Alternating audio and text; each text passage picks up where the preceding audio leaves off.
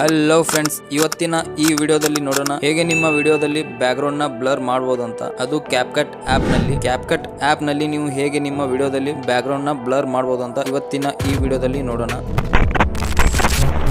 So friends, ನೀವು ನಿಮ್ಮ ಯಾವ ವಿಡಿಯೋ ಬ್ಯಾಕ್ಗ್ರೌಂಡ್ ನ ಬ್ಲರ್ ಮಾಡಬೇಕಂತ ಇರುತ್ತೋ ಆ ವಿಡಿಯೋನ ಕ್ಯಾಪ್ಕಟ್ ನಲ್ಲಿ ಓಪನ್ ಮಾಡ್ಕೊಳ್ಳಿ. ಓಪನ್ ಮಾಡ್ಕೊಂಡಾದ್ಮೇಲೆ ಕೆಳಗಡೆ ಇಲ್ಲಿ ಎಫೆಕ್ಟ್ ಅನ್ನೋ ಆಪ್ಷನ್ ಇದೆ, ಇದ್ರ ಮೇಲೆ ಕ್ಲಿಕ್ ಮಾಡ್ಕೊಳ್ಳಿ. ಇದಾದ್ಮೇಲೆ ವಿಡಿಯೋ ಎಫೆಕ್ಟ್ ಅಲ್ಲಿ ಹೋಗಿ. ವಿಡಿಯೋ ಎಫೆಕ್ಟ್ ಅಲ್ಲಿ ಹೋದ್ಮೇಲೆ ಇಲ್ಲಿ ಲೆನ್ಸ್ ಅನ್ನೋ ಒಂದು ಆಪ್ಷನ್ ಇದೆ, ಇದ್ರ ಮೇಲೆ ಕ್ಲಿಕ್ ಮಾಡಿ. ಲೆನ್ಸ್ ಮೇಲೆ ಕ್ಲಿಕ್ ಮಾಡಿದಾದ್ಮೇಲೆ ಕೆಳಗಡೆ ಸ್ಕ್ರೋಲ್ ಮಾಡಿದ್ರೆ ಇಲ್ಲಿ ನಿಮಗೆ ಬ್ಲರ್ ಅನ್ನೋ ಒಂದು ಎಫೆಕ್ಟ್ ಇದೆ, ಇದ್ರ ಮೇಲೆ ಕ್ಲಿಕ್ ಮಾಡ್ಕೊಳ್ಳಿ.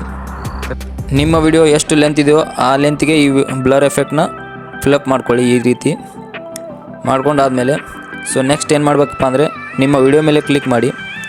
ಅದಾದಮೇಲೆ ಕೆಳಗಡೆ ಸ್ಕ್ರೋಲ್ ಮಾಡಿ ಕಾಪಿ ಮಾಡ್ಕೊಳ್ಳಿ.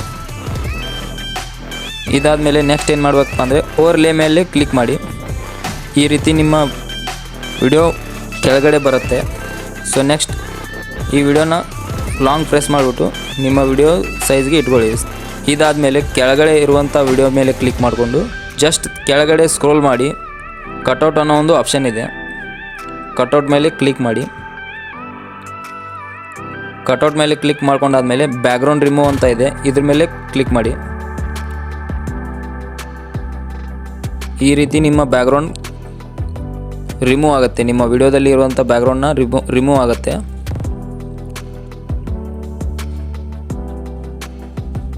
ನೀವು ನಿಮ್ಮ ಈ ರೀತಿ ರಿಮೂವ್ ಬ್ಯಾಕ್ಗ್ರೌಂಡ್ ಮೇಲೆ ಕ್ಲಿಕ್ ಮಾಡಿದರೆ ನಿಮ್ಮ ವಿಡಿಯೋದಲ್ಲಿ ಬ್ಯಾಕ್ಗ್ರೌಂಡ್ ರಿಮೂವ್ ಆಗುತ್ತೆ. ಸೊ ಫ್ರೆಂಡ್ಸ್, ಜಸ್ಟ್ ಇವಾಗ ನೀವು ನೋಡ್ಬೋದು ವಿಡಿಯೋದಲ್ಲಿ ಬ್ಯಾಕ್ಗ್ರೌಂಡ್ ಬ್ಲರ್ ಹೇಗಾಗಿದೆ ಅಂತ.